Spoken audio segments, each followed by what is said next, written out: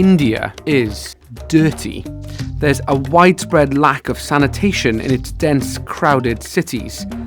It's also corrupt. In the outgoing parliament, 162 out of 543 MPs had criminal cases pending against them. Something is already broken, then it appears to attract all the other negative in the environment right there. But it seems there's hope that something so small you can keep it in your pocket can change all this. That's interesting. He says he's got a phone that can go on the internet, but because he doesn't speak any English or read or write it, he can't actually use the internet.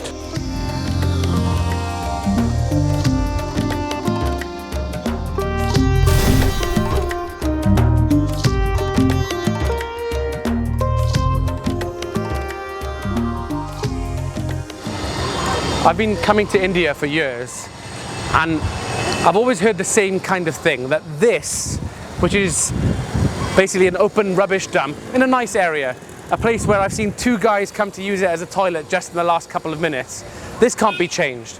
And also that the filth of corruption that's endemic in India, that can't be challenged. But now, here in Bangalore, I'm hearing something different. That one thing might suddenly make India and Indians different. It's the smartphone and the thing that it accesses, the internet. First up, there's an online movement to clean India's streets, led by people who never reveal their true identity. Local people from Whitefield, a part of Bangalore where skyscrapers have sprung up alongside dirt and stench, contacted them for help. What specifically is the Ugly Indian movement? Because the truth is, they won't speak to us. I think what it really implies is what you have around you is ugly. And what you have around you is nothing ultimately but a reflection of who you are. So I think what they did here was that they would help us first plan the fix. Once we plan to do it, they immediately put it up on their Facebook. We put it up on social media saying, this is the date of the fix. Guys, turn up. This is what we're going to be doing. So you send them a kind of a more detailed plan then of this place. Yes. And really they use the power of social networks in some way to mobilize others to get involved. Is that right? Yeah. They kind of make it trend, at least in the local area. I mean, for example, this place where we're standing now was a rubbish dump. Yeah. What was it like? It had what, filth, rubbish? I mean, the kids from the slum there were coming to defecate here because they didn't have bathrooms. The wine shop next door, they were using it as an open urinal. It's not called a clean-up, it's called a spot fix, because you fix all the problems around the spot. 137 million Indians are connected to the net, and 100 million people own smartphones. Sounds like a lot, but it's only 1 in 10 people in this nation of 1.2 billion. Does this mean the idea of an e-fix to India's problems is doomed before it's even begun? We are actually looking at all of Whitefield, and that's a pretty large space. Now that space has got all kinds of people with this smartphone and people without the smartphone. But the whole point of this movement is, listen, we got to work with each other. So the one that has the smartphone, you know what? Take that photo. The one that can vote, go vote. And let's help those that can't. Bye-bye. So right next to the place that they've changed is this slum colony. I'm kind of interested to find out whether the people here know that this was changed because of social media and the internet, or whether that's all passed them by. So most of the guys here have gone to work because it's the middle of the day. I was trying to see who is around. You can just see that the way people live here is a million miles away from the iPhone 5, put it that way. आप इस पे internet पे जाते हो? Do you go on the internet? Internet पे मेरे को समझ नहीं आता इंटरनेट में इंग्लिश में इंटरनेट नहीं करता. Okay. इंटरनेट है इधर में इंटरनेट नहीं करेगा. So that's interesting. He says he's got a phone that can go on the internet, but because he doesn't speak any English or read or write it, he can't actually use the internet.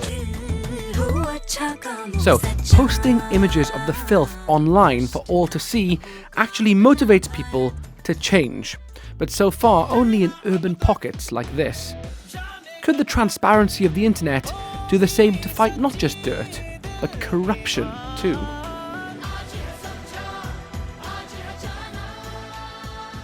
The vision behind iPaidAbribe.com is it's basically crowdsourcing of bribe reports.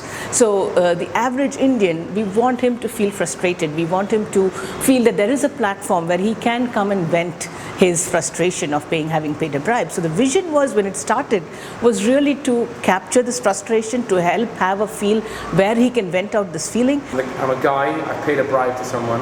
Yes. What do I see and what do I do? So if you paid a bribe, you can just go out there and then say that I paid a bribe, and then you could go and type your report out. How far can it really go? I mean, not everyone's on the internet. Right. You're not going to really change the culture through this completely, are you? One thing that we started off as a pilot for Karnataka is that we've come up with a hotline number that we are going to be advertising, through radio channels, through posters, which really reaches the other whole strata of people who are there, who today have no access to, like an internet or a website where they can go and vent their feelings. Does this all really work though?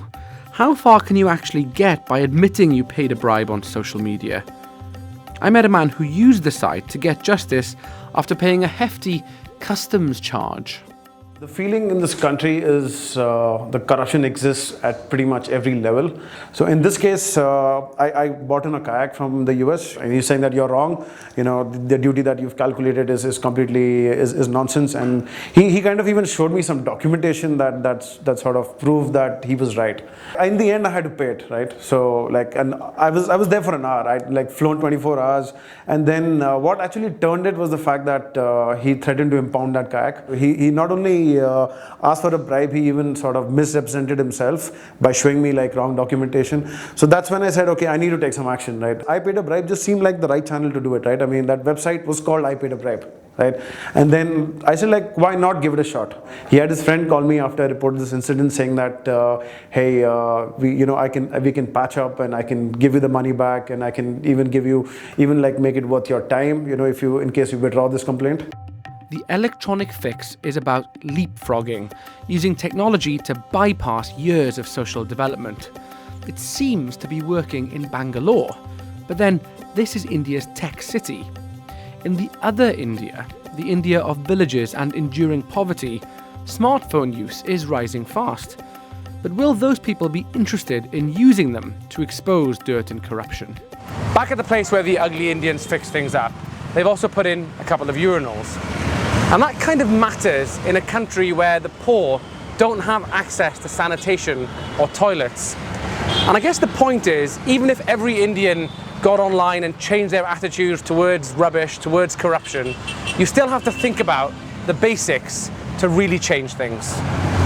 Excuse me for a second now then, cameraman.